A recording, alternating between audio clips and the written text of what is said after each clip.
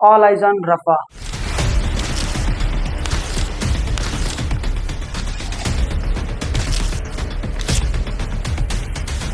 क्या है रफा की कहानी, क्यों आज ये इतना ट्रेंड कर रहा है? एक एक करके सारी बात जानते हैं, लेकिन पहले आते ही जो एक टर्म है ऑल आइज ऑन रफा, ये क्या है? रफा एक प्रकार का स्लोगन है जो इस समय बहुत ट्रेंड कर रहा है। ये आपने भी कहीं ना कहीं देखा होगा, किसी की स्टोरी पे देखा होगा, किसी के ट्वीट पे देखा होगा, हो सकता है आपने शेयर भी किया हो।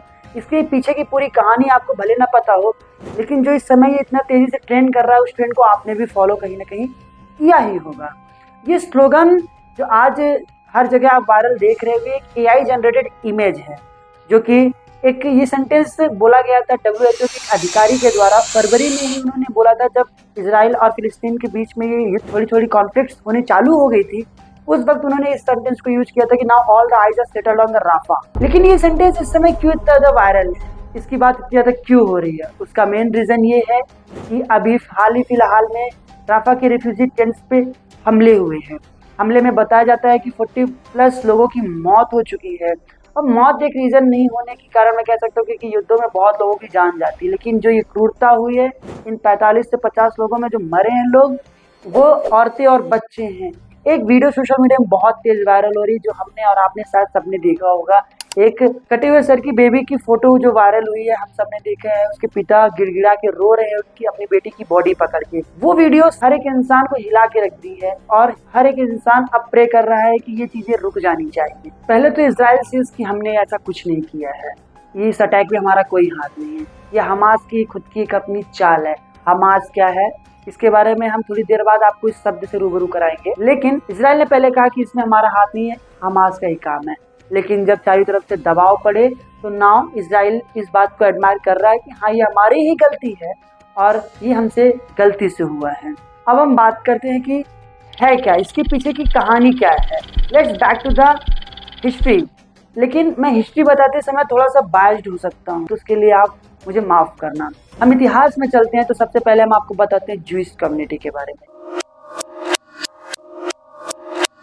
ज्यूइश कम्युनिटी एक प्रकार की हिंदू धर्म की तरह ही 400 साल पुरानी कम्युनिटी है, जिसका जन्म यरूशलेम में हुआ है। यरूशलेम सिर्फ एक ही धर्म की बर्थ प्लेस नहीं है, कई सारे रिलीजन्स और कई सारे धर्म का जन्म वहां से हुआ है। मैं हर एक धर्म के बारे में आपको विस्तारता से नहीं बता सकता, क्योंकि इस वीडियो बहुत लेंदी हो जाएगी। लेकिन अगर हम अपनी फोकस अपने टॉपिक पे ही रखें, तो कुछ इस प्रकार से कहेंगे कि वहाँ पे ज्यूइश कम्युनिटी और बाकी जितने भी रिलीजन्स रहते थे, उनके बीच में डायरेक्ट और इनडायरेक्ट कॉन्फ्लिक्ट्स लगातार लगे रहते थे। फिर काफी दिनों बाद देखा गया कि इजराइल के ऊपर हर तरफ से हमले चालू हो गए, क्योंकि इजराइल एक अरब देशों से लगा हुआ एक देश है। कुछ दिन बाद देखा गया कि रोमन एम्पायर्स ने वहाँ पे आके युद्ध करके वहाँ पे शासन करना चालू कर दिया। उनकी शासन और उनके इस विजेता और उनके शासन के दौरान ही ज्यूइश कम्युनिटी को वहाँ पे बहुत ही स्ट्रगल फेस करना पड़ा, और लगातार वहाँ से ज्यूइश कम्युनिटी का पलायन चालू हो चुका था। ज्यूइश कम्युनिटी उस पलायन के दौरान कहा जाता है कि कुछ ये ज्यूइश कम्युनिटी वाले जो लोग थे, वो इंडिया में भी स्टे किए। उनकी संख्या लगभग 5000 थी उस वक्त। और फिर अगर मैं बात करूँ तो 135 ईस्वी में फिलिस्तीन देश बसा और बना। इजराइल के लोग लगातार पलायन तो कर रहे थे, लेकिन उनका ये मानना था कि जो इजराइल है वो उनका प्रॉमिस्ड लैंड है, और हमेशा वो अपने उस जगह को लेके वो हमेशा अपनी बातों को रखने के लिए तत्पर रहते थे। अब हम थोड़ा स्टोरी को फास्ट फॉरवर्ड करते हैं। कहते हैं कि उस समय ज्यूइश कम्युनिटी की पूरी पॉपुलेशन थी वो 2.7 करोड़ थी। अगर पूरे ओवरऑल परसेंटाइज वाइज किया जाए कि वो पॉपुलेशन वाइज कितने थे, तो 2.02% थे नियरली। और कहते हैं कि उसमें से 90 लाख लोग जो कि यूरोप में रहते थे, 50 से 60 लाख लोग अमेरिका में रहते थे, और कुछ लाखों की टुकड़ियों में ये हर एक देशों में रहते थे। जैसे कि मैंने आपको पहले ही बताया कि इनकी संख्या लगभग 5000 इंडिया में भी होने की बात की जाती थी। अगर मैं बात करूं तो उसी वक्त जर्मनी में उग्र राष्ट्रवाद का उत्पादन हुआ, और मैं कह सकता हूँ स्थापना हुई, जिसमें कि हिटलर का भी एक नाम आता है सामने। उस वक्त जर्मनी में बहुत सारी क्राइसिस आई, इकोनॉमिकल क्राइसिस आई, और जो युद्ध के दौरान उनके ऊपर क्राइसिस आई, उन्होंने हर एक क्राइसिस का रीजन ठहरा दिया कि यहूदियों का कारण से हमारे साथ ऐसा कुछ हो रहा है। और फिर वहां भी यहूदियों के साथ प्रताड़ना चालू कर दी गई। यहूदियों के साथ ही एक टर्म जुड़ा हुआ आता है, जेनोसाइड होलोकास्ट। आप इसके बारे में ज़्यादा जानकारी पढ़ भी सकते हैं, लेकिन अगर मैं कहूँ कि इसके दौरान 50 से 60 यहूदियों को मारने की कोशिश की गई थी। 50 से 60 नंबर बहुत बड़ा है अपने आप में। फिर मैं कहूँगा कि मैं आपको हर एक चीज़ छोटी सी वीडियो पे डेप्थ पे ज़्यादा नहीं बता सकता हूँ। मैं अपनी स्टोरी फिर से राफा की तरफ ही मोड़ूंगा। अब ये वक्त था 1948 का, जब यहूदियों का घर इजराइल बना।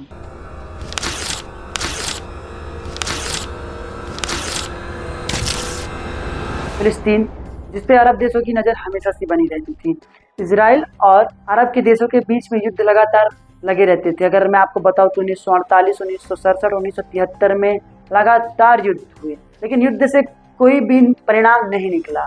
आखिरी में उनको एक बातचीत और समझौते के दौरान ही चीज़ों को टालनी पड़ी। लेकिन इन युद्धों से इजराइल और भी मजबूत होता गया। अगर आप मैप पे देखोगे तो मैप पे भी आप देखोगे कि इजराइल पहले कितने छोटे एरिया वाइज में सीमित था, लेकिन आज आप देखोगे इजराइल कितना फैल चुका है, तो आप उस चीज़ की कल्पना कर पाओगे। हम हर एक युद्ध की विस्तारता से बात नहीं कर सकते हैं।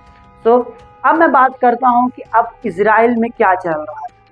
इजराइल में आज आपसी और आपस की लड़ाइयाँ, जो कि मैं आपको एक्सेप्ट नहीं कर सकता, और इनका ये कहना था कि ये हमारी जो है, ये हमारी प्रॉमिस्ड लैंड है, तो इसके लिए हम लड़ाई लड़ते रहेंगे। इसी मुठभेड़ के बीच आज चीज़ें बढ़ चुकी थी पूरी तरीके से। एक तरफ बढ़ चुका था वेस्ट बैंक, एक तरफ बढ़ चुका था गाजा। यहाँ पे आती स्टोरी गाजा और वेस्ट बैंक की। गाजा और वेस्ट बैंक में ऐसा हो चुका था कि आज फिलिस्तीनियंस जो पहले से ही वहाँ रहते थे, अब वो सीमित हो चुके थे गाजा एक प्लेस और एक वेस्ट बैंक जगह पे। और मैंने एक टर्म आपको पहले बताया था जिससे मैं अब आपको फैमिलियर कराता हूँ, हमास। हमास एक प्रकार की पॉलिटिकल और मिलिट्री बेस्ड ऑर्गेनाइजेशन है जो कि गाजा को गवर्न करती है। गाजा एक 40 किलोमीटर लंबी या 10 किलोमीटर चौड़ी जगह है, जिसमें कहते हैं कि आज 16 लाख लोग वहाँ सस्टेन कर रहे हैं। हमास कहता है कि हमास जब बना, हमास के बनने का मेन मोटो ये था कि वो इजराइलियों के खिलाफ अपनी राइट्स के लिए वो लड़ाई लड़ेंगे, अपनी हक की लड़ाई लड़ेंगे। लेकिन लोगों का मानना है और बहुत लोगों की ये राय आती है इस बात में कि हमास जब से बना है वो एक तरीके का टेररिस्ट ग्रुप है। इजराइल की अगर मैं बात करूं तो इजराइल एक ऐसा देश है जिसके पास मुशाद है और उसकी खुद की इजरायली डिफेंस एजेंसी है। आप उनके बारे में जाके पढ़ सकते हो। और मुशाद की कहानी तो आई थिंक हम सबको पता है कि मुशाद अपने आप में कितनी बड़ी इंटेलिजेंस ऑर्गेनाइजेशन है। हमास अपनी खुद की लड़ाई में लगा रहता था, इजराइल अपनी तरफ से लड़ाई में लगा रहता था। दोनों की दोनों की कॉन्फ्लिक्ट कभी आपस में रुकी ही नहीं। जहां हमास अपने अस्तित्व के लिए लड़ता गया, वहां इजराइल अपनी बातों के लिए लड़ता गया कि नहीं, हम अपने प्रॉमिस्ड लैंड के लिए लड़ाई लड़ते रहेंगे, वो हमारी हक की लड़ाई है। अब मैं अगर बात करूं तो बैक टू द टॉपिक आते हैं और टू द पॉइंट में आते हैं कि राफा की कहानी कुछ महीनों पहले चालू होती है। 7 अक्टूबर को 7 अक्टूबर को एक अटैक होता है इजराइल पे हमास के द्वारा, जिसको कहते हैं, कुछ लोग कहते हैं कि वो एक सरप्राइज अटैक था। 7 अक्टूबर को एक चलते फेस्टिवल में हमास ने इजराइल के ऊपर अटैक किया, जहां कहते हैं कि 1200 प्लस लोग मारे गए और 252 लोग को हमास से बंधक बना के गाजा लेके चले गए। You can see that there's a man who is looking up into the sky. He's seen something. Now we don't know exactly what he's looking at, but there are suggestions it could be small explosions from Israeli air defenses trying to neutralize a barrage of incoming rocket fire. इस action से Israel को बहुत effect पड़ा और Israel ने वहां से कसम खाई, प्रॉमिस किया, हम हमास को खत्म कर देंगे। उसी के बाद से इजराइल गाजा के नॉर्थ साइड से अटैक करना चालू किया। इजराइल ने एक अनाउंसमेंट भी की गाजा के लोगों को कि आपके बीच में ही हमास के लोग बैठ के टनल बना के उसमें छुप के चीज़ों को एग्जीक्यूट कर रहे हैं, सो आप लोग उनको पनाह ना दो। फिर भी इन सब चीज़ों के बाद भी इजराइल लगातार गाजा के नॉर्थ साइड से अटैक करना चालू कर दिया, तो लोगों ने उसके साउदर्न साइड से निकल के शिफ्ट होना चालू कर दिए गए। अब मैं आपको बताता हूँ कि गाजा के साउदर्न साइड ही पड़ता है राफा एक जगह है जो कि फिलिस्तीनियंस टेरिटरी में आता है और इजिप्ट के बॉर्डर पे आता है। लोग वहां शिफ्ट करना चालू कर गए। इवेंचुअली इजराइल के द्वारा पैम्पलेट्स में बताया भी गया है कि अगर आपको अपनी जान बचानी है तो आप अपनी जगह छोड़ के आप राफा में जाके स्टे करिए। आप कह सकते हो कि इंस्ट्रक्शन या पैनिक करके लोग गाजा छोड़ के अब राफा की तरफ बढ़ने लगे थे और वहां पे जाके टेंट बना के स्टे करना चालू कर दिया था। अब वो वक्त था कि जब इजराइल ने गाजा के छोड़ के राफा पे भी उन्होंने अटैक कर दिया। उनका ये कहना है कि हमास के जितने लोग हैं ये अब सिटीजन्स का रूप लेके ये लोगों के बीच में छुपे हुए हैं। उन्होंने अपने बयान पे ये बोला। और लेकिन अब यहाँ पे बहुत सा बड़ा रोल आता है, सारी कंट्रीज का रोल आता है। सबका कहना ये है कि जो मेडिसिन, फूड और एक्सेसरी मटेरियल्स सप्लाई करने का एक रास्ता था राफा, आप वहां पे भी अगर आप अटैक करोगे तो ये बहुत बड़े विध्वंस की ओर ये पूरा युद्ध बढ़ेगा। International court of justice ICJ और ग्लोबल मीडिया और बहुत बड़ी बड़े देश 7 अक्टूबर की उस हादसा को रोक के अब ये कह रहे हैं कि प्लीज स्टॉप इजराइल। राफा में जो भी अब हो रहे हैं हमले उनको रोक दिया जाए। लेकिन यहाँ भी एक बहुत ही ट्विस्टेड सी बात आती है कि हर एक देश तो मना कर रहा है, हर एक कंट्री खड़ा है, स्टैंड कर रहा है राफा की ओर कि अब राफा के ऊपर हो रहे अटैक्स को रोक दिया जाएगा। लेकिन एक कंट्री यहाँ ऐसी भी है जो अभी भी कह रही है कि this is not the red cross, अभी भी ये रेड क्रॉस नहीं है। हाँ, क्योंकि वो कहेंगे ही क्योंकि ये वही एक कंट्री है जिन्होंने 30+ देशों के ऊपर बमबारी करके लाखों बेगुनाहों की जान ली है, तो क्यों ही नहीं वो स्टैंड लेंगे ऐसे देशों के साथ। अगर इन सब चीजों में मैं बात करूँ तो इंडिया का क्या स्टैंड है, तो इंडिया पूरी तरीके से इस बात को टारगेट कर रहा है कि युद्ध को रोक दिया जाए और वो अपनी टू स्टेट थ्योरी को वहां लगाने की बात कर रहा है और कह रहा है कि तुरंत सीज फायर का ऐलान कर दिया जाए। On that particular issue, we want to say that the heartbreaking loss of civilian lives in the displacement camp in Rafah is a matter of deep concern for us. So overall यही पूरी story है कि कैसे Jewish community से उठी है कि ये लड़ाई जो कि अपनी एक प्रॉमिस्ड लैंड को पाने के लिए वो अपनी लड़ाई लड़ते जा रहे हैं और आपसी लड़ाइयों में कितने बेगुनाहों की मौत हो रही है, कितने लोगों की जानें जा रही है। राफा उन सब में से एक ये मंजर है जिसको आज हम देख रहे हैं, उन पूरी कहानियों का एक ही मंजर है।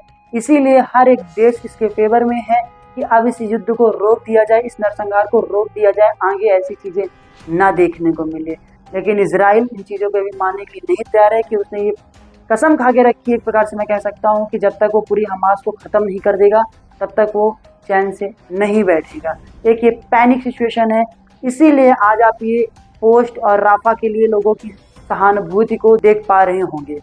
सो दैट अब हम इसमें और ज़्यादा चीज़ें ऐड नहीं कर सकते हैं, लेकिन अगर आपको ये लगता है कि इस चीज़ पे ज़्यादा से ज़्यादा एक्सपर्ट्स की बात हो तो आप हमें कमेंट बॉक्स में ज़रूर बताओ, हम कुछ एक्सपर्ट से इसके बारे में बात करके आप तक और डिटेल जानकारी लेके आएंगे।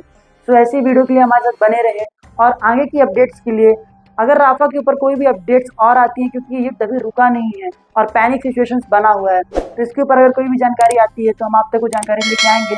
तो subscribe to our channel, stay tuned with us. तब तक के लिए थैंक यू, बाय बाय।